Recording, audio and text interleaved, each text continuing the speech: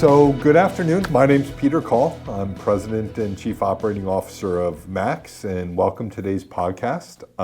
Today we have a special guest. We have Dave Hobbs from Delphi Technologies with us.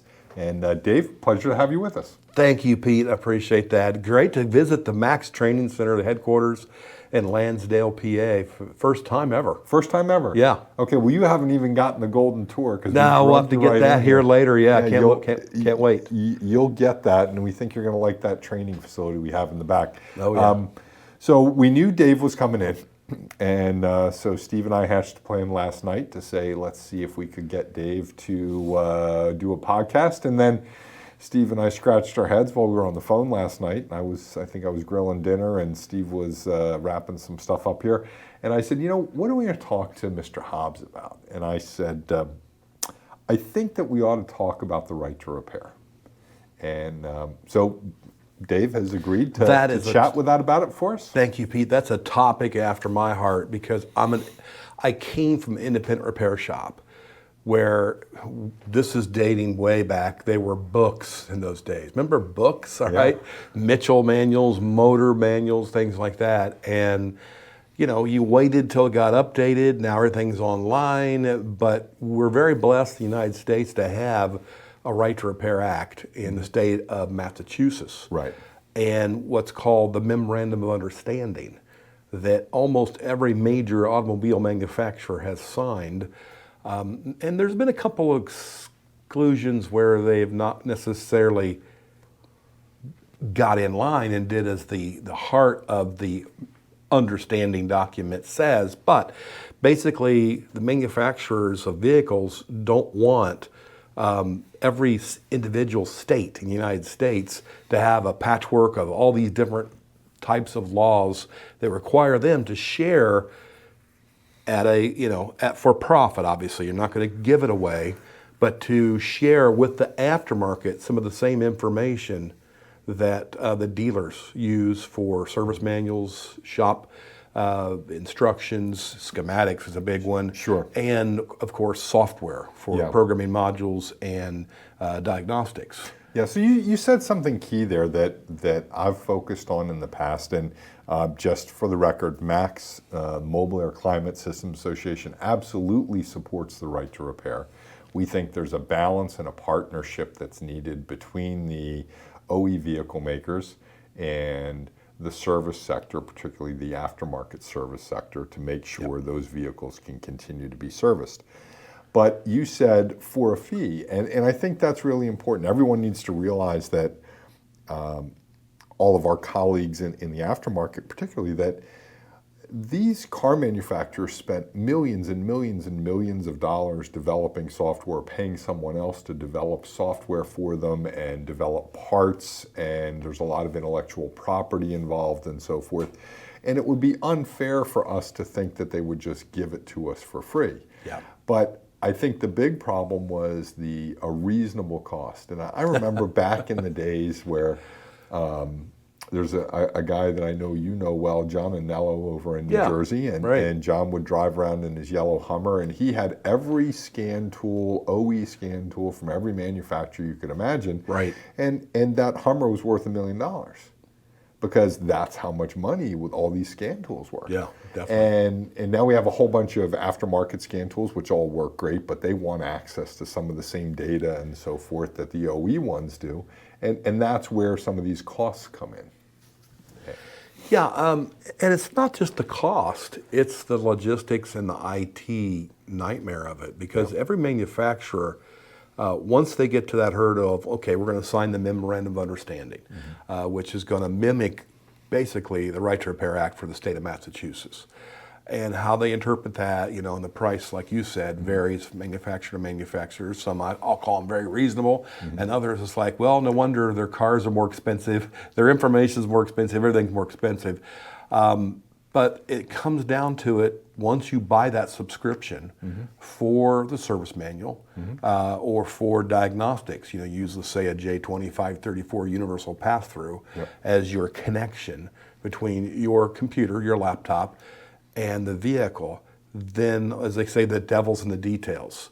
So all these manufacturers don't necessarily have their factory software compatible with the other manufacturers. So I'm sure people like John Anello, and he's a great guy, I know him personally, he's mastered this. And another friend of mine, actually, Isaac Rodell, is a mobile tech as well. And Isaac partitions hard drives. And it's like, wow, this is magic. So not being an IT guy, being a tech, all right, and who's had to adapt being information technology savvy. I personally have a laptop with a 2 terabyte hard drive, SSD, so it boots up very quickly, and it's got 5 partitions. So I have to choose which partition that I launch. I had one I used last night just with my PowerPoint for a training class for a customer. But then if I go to, I'm driving a Toyota Sienna minivan rental, all Siennas since 21 have been hybrid. If I want to scan it with the TechStream software from Toyota, I have to boot it up as Asian. So I have just my general partition, I have an Asian partition, I have a European partition. Right. And this is just, you got to do it because the software from the manufacturers don't tend to always be compatible. So you get I'll call it a cross-contamination of issues going on. And that's what a lot of techs and shop owners either don't understand or they do, and they're wise and they go, you know what, I'm just going to call somebody like John Anello or Isaac Rodell, and they're going to be the mobile techs going to come in and do programming for them. Right.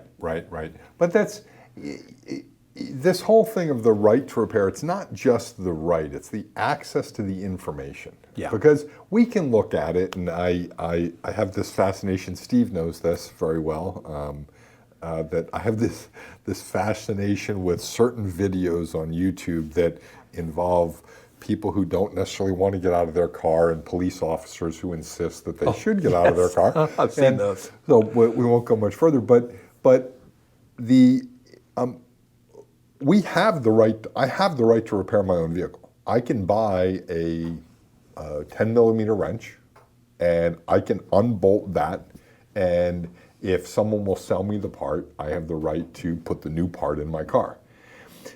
That part isn't what we're talking about. We're talking about the information required to know what the part number of the part was, or them would be willing to sell it to me, or the schematic, the electrical schematics to determine what the diagnosis is for a particular problem, or the software related to being able to fix these fancy new keys or fancy new ways of getting in a car and communicating, and their multimedia systems. But at its very core, we've always had the right to repair. I mean, I can go pull that light switch off if I wish and put a new one on.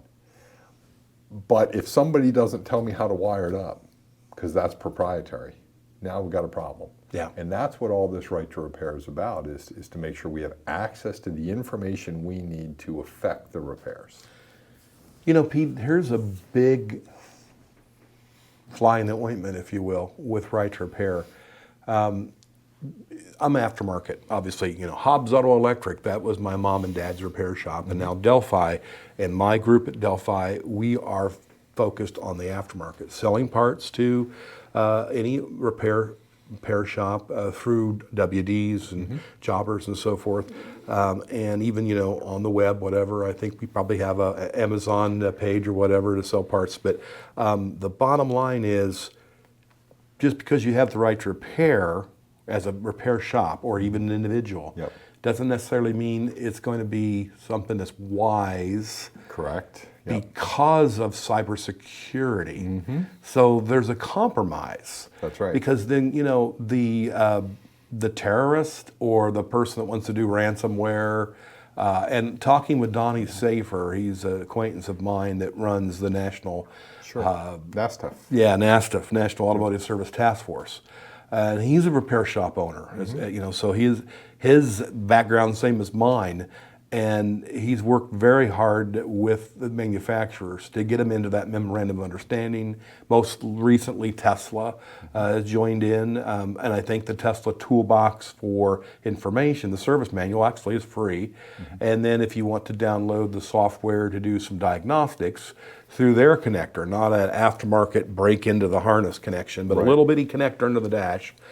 I think there's like a FOCRA cable that looks like a fiber optic kind of thing on some Teslas, maybe the X model or whatever.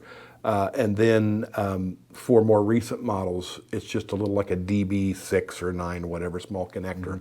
But everybody's kind of went into this differently, but they have to have cybersecurity. Sure. So Donnie's told me stories of different vehicles that have been hacked. Even I want to say he shared with me, it was a municipality, it might have even been Washington D.C. Don't hold me to that detail. Understood, yeah. But it's been a long time since we had the conversation. But it might have been the Metro D.C. Police Department had a hack that occurred, and the Dodge Chargers wouldn't start. So you can imagine if you can't start you're talking about those reality videos where people don't get out of their car for the police.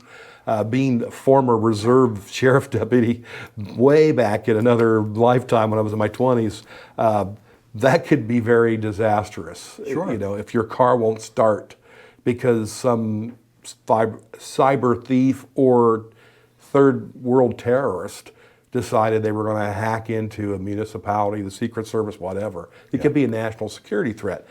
So manufacturers, Stellantis, for example, you know, speaking of Dodge, have locked things down, as you well know, with the auto auth as a third-party verification system, and all the manufacturers of scan tools have migrated into that club. So you pay your $50 per year to auto auth, and then it unlocks. Something recently that occurred for me personally was I rented a Volvo. I mean, it just happened to be in the national any car in the aisle thing. Right. So it was a Volvo XC90.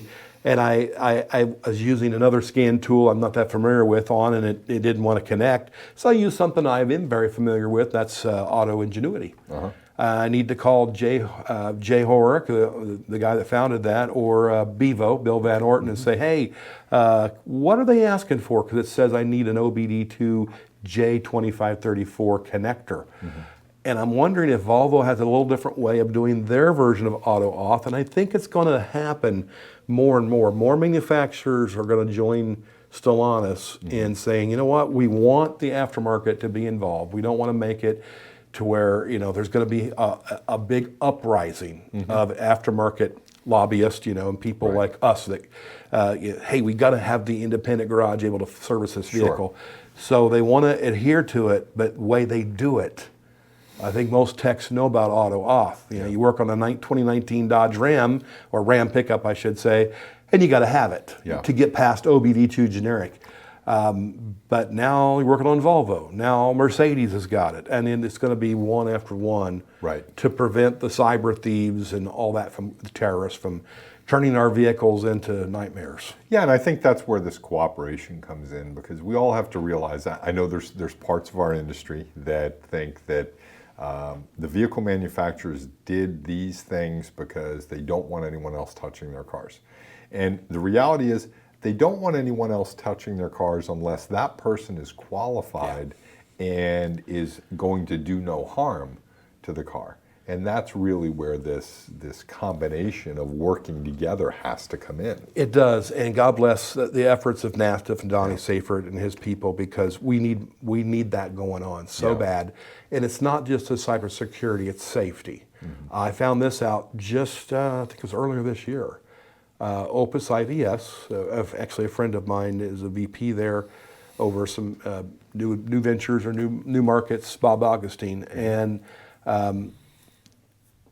I found out this not from Bob actually, or not from using their tool, but they have a tool that they can do remote programming and remote diagnostics.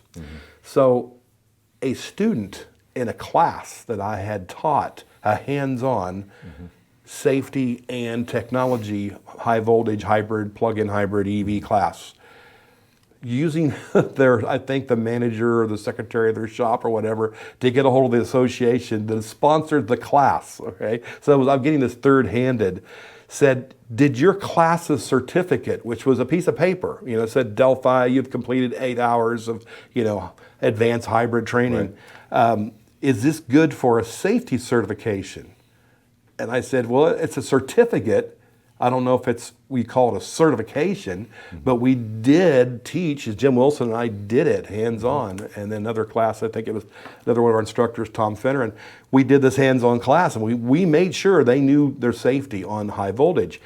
Well, as it turns out, this tool, when you get to a certain point where it's advising you to take this cover off and do this work, which, with your high voltage safety gloves and things like that, it requires you upload a safety certification proof. Now, the tool has partnered with another aftermarket, actually it's CarQuest, CTI, I believe, CarQuest Training Institute, for a quick safety certification. Well, guess what?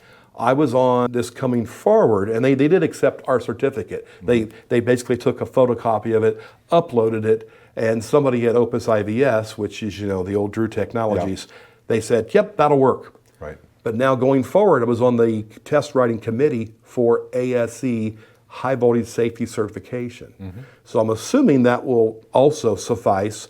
They just want to make sure, as the tool maker, want to make sure you're responsible enough to get into that level when you're doing something with that tool to not get hurt. Yeah, and that's probably a really good idea. Because, Yes, it's a really good idea.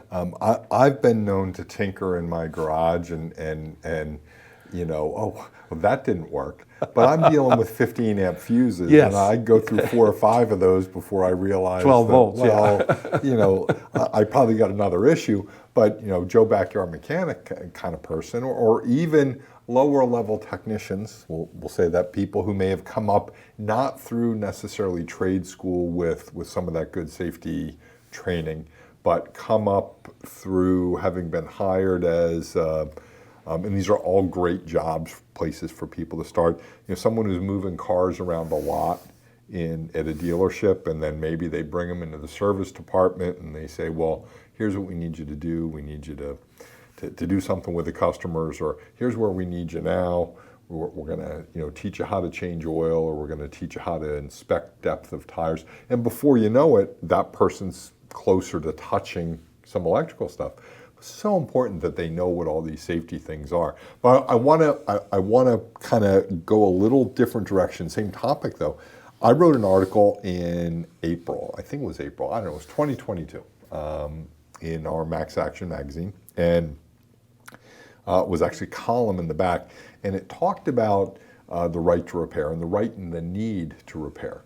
And where we focused there was, you'll remember not long ago when a used car cost a small fortune.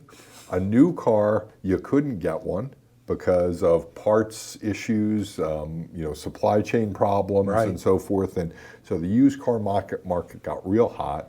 And so you had dealers, large dealers, who were going to auctions or going to buy whatever cars they could, because they couldn't get the new cars, but they needed to have cars on the lot to be able to sell. So those cars would come in, and then they would need to be serviced. So the new car dealers became the aftermarket for a period of time, right? Because in order to maintain their business, to keep their people working, they had to be able to sell and work on those cars. You bring a car in from auction, you got to go through your 127-point inspection or whatever it is, and you find out this car needs brakes. And now I got to figure out what that ABS sensor light is on for. And all of a sudden, I'm in the aftermarket, because it's not a brand that I sell. It's, a different brand. But I'm just trying to fill cars on my lot. And that was kind of a real big eye opener, I think, for some folks to realize that that I can't get into this security. I can't do something in a security that requires a security acceptance, because and I don't like to use names of manufacturers, my FORD scan tool doesn't work on a TOYOTA vehicle, right? So they had to find the resources to do that, and they became the aftermarket. And I think a lot of them realized how important it was at that point that they have access to that information. It's a crazy changing world. There's a fellow named Matt who is a colleague, I'll call him a friend as well. We both have done training for Ivy Tech Community College at the same campus. And during COVID, I had an opportunity to teach one class on Fridays. I hadn't taught at that school for years, but I've certainly had to endear myself to go in and use their facility, Sure. Their lift and so forth. And I got to know this guy named Matt. He goes by the nickname Sparks. And he works at Harris Chevrolet in Noblesville, Indiana. And I just assumed, at that time, this is like 2021, I just assumed that Matt just worked on Chevy. So I was just talking Chevy, this, and the GM factory scanner. And he's very good. He's a master tech. But he also started sharing with me things about Dodge and Ford. And I'm going, wait a minute, I thought you were the Chevy dealership. Right. You do a lot of the used car stuff? He goes, that's kind of like you just said. It's a huge part of the sales business at that dealership. Yeah. It's a big dealership near Indianapolis. And I thought, wow, so what scanner are you using? He mentioned this, a popular aftermarket brand of scan tool, and it's the same one the school uses. So it was perfect. He uses it when he does his one night a week class, adjunct faculty member. And it was just surreal, like you're saying. I mean, why is this Chevy Master Tech have to know about BMWs and Fords? Right. It's because the nature of the new world we live in. That's right. Right. In the old days, at least this is my recollection of the old days, is that they would, if you traded your car in and it wasn't the right brand for that dealer, they might move it over to another one, or they would have a specific, instead of James Chevrolet, it might be James Used Cars. Yeah. And they had different classifications. They had the ones that they sent off for auction. This one has 140,000 miles. We don't think it'll ever pass inspection again, so let's send that off to auction.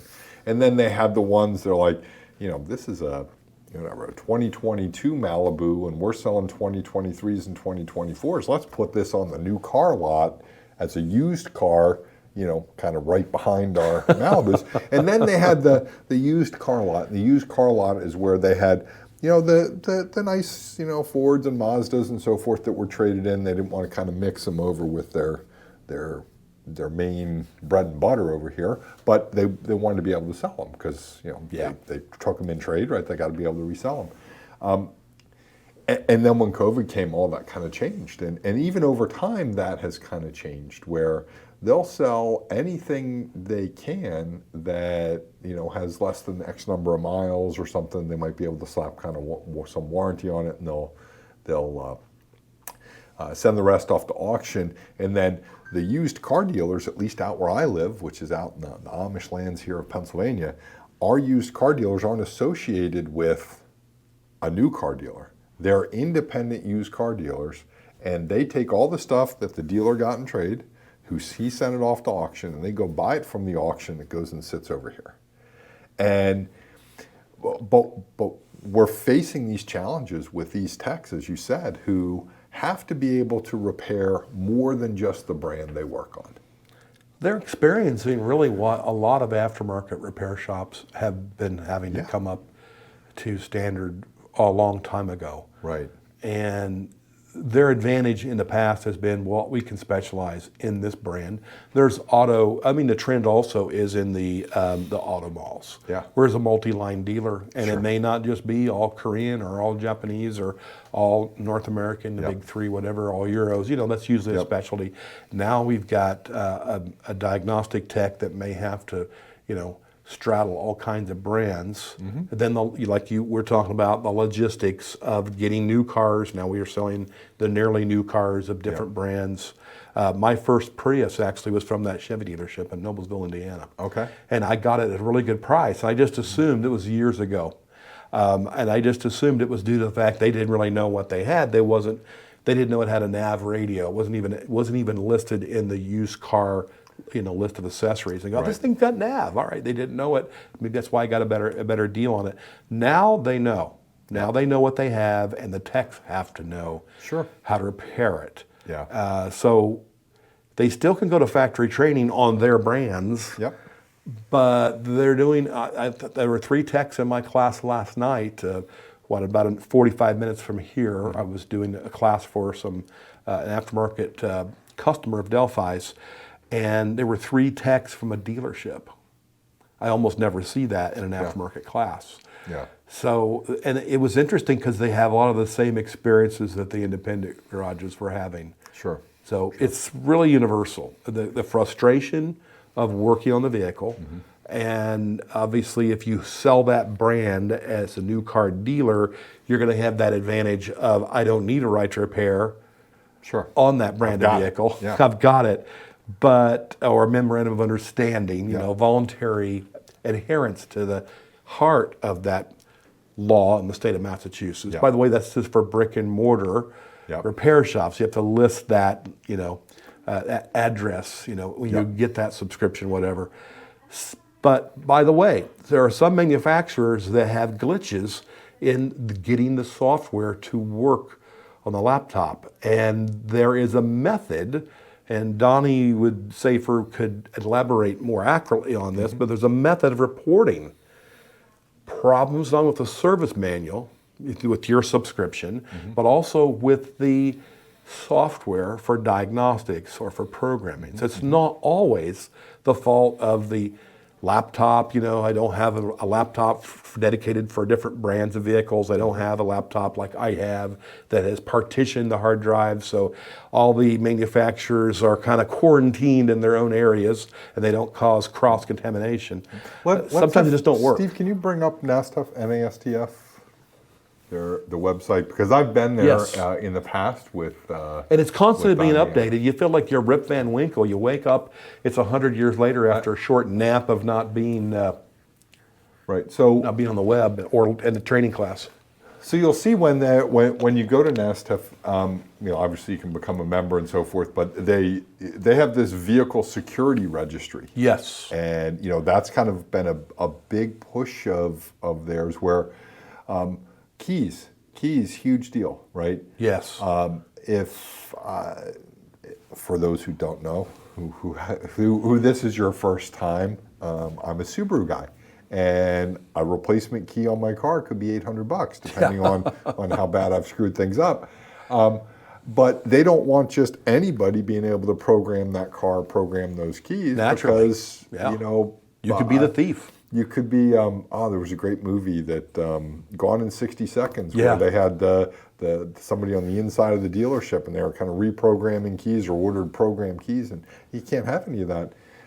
And that's really a lot of what this is being able to keep secure so that the aftermarket can work on those vehicles, but anyone who's getting that data is known to have gone through a vetting process. Definitely. And that does work. Yeah. There have been people who have been turned down because they had they made a mistake when they were young. Maybe they stole a car They or didn't meet something. the requirements, right? Yeah, Right. they didn't meet the requirements, right. Right. So they had to have somebody else at the shop. He's like, well, geez, I guess that kind of screwed up my potential to get the locksmith security license. Yeah. As Steve would say, that was a state-sponsored vacation. They were granted a state-sponsored vacation. Now they're no longer qualified to be able to do this.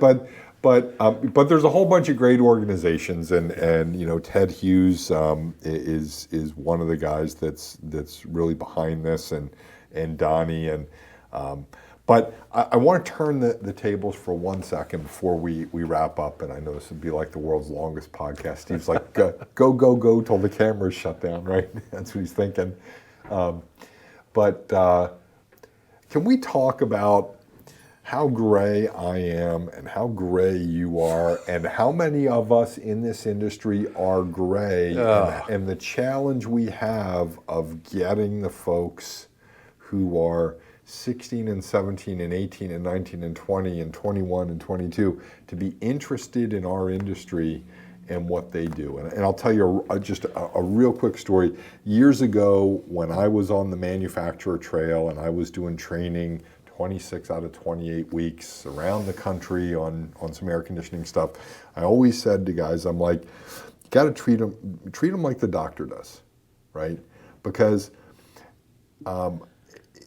people think of you as a grease monkey, and you're not a grease monkey. And you know why you're not a grease monkey? Because that toolbox is $100,000 worth of tools in it, right? So the amount of money the doctor spent going to doctor school, and I know he gets to bury his mistakes. We've heard all those things before, right?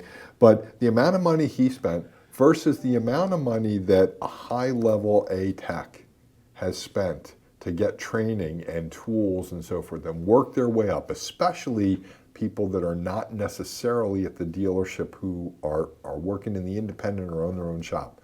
That investment is just huge. And so that opportunity is huge. So Dave, I want to thank you for coming out to MACS. It's been a pleasure having you. The wealth of knowledge that you have and experience, and as shown by both my gray hair, your gray hair, is just fantastic. And always a pleasure to have some of our MACS trainers come in, speak with us, and so happy you can do a podcast. Thank you, and it's my pleasure to take a tour also today of the MACS Training Center. I've never been here, and it is first class. Let me tell you, if you're in Lansdale, PA, or anything near, and I was in Fort Washington, I can't not visit the MACS Training Center. Yep. Come by and check it out. It is very first class, and it's kind of a hidden gem for not only the MACS headquarters, but a training center that you can rent out. Yeah, do anything you want. Yeah, you want to do wonderful. underwater basket weaving, we're happy to host you here. So for MACS, my name's Peter Coll and Dave Hobbs from Delphi. Thank you very much, and we'll talk to you soon. Cheers. This podcast is a production of MACS, the Mobile Air Climate Systems Association. MACS is the nonprofit trade association for the mobile air conditioning industry, representing manufacturers, Tier 1 suppliers, tool and equipment providers, parts distributors, and of course, service shops, owners, and technicians. MACS is a membership-driven organization serving the industry through training, education, advocacy, government relations, standards writing, and EPA Section 609 certification. If you'd like to learn more about MACS, please visit us on our website, www.maxmobileairclimate.org, where you can join MACS as a member. This podcast was produced by me, Steve Schaeber, executive produced by Melissa Pizarro and Pam Smith, and hosted by Steve Schaeber and Peter Coll. If you enjoyed this podcast, please give a thumbs up and please subscribe to us on YouTube, Apple Podcasts, Google Podcasts, or wherever fine podcasts are downloaded. Thanks for listening.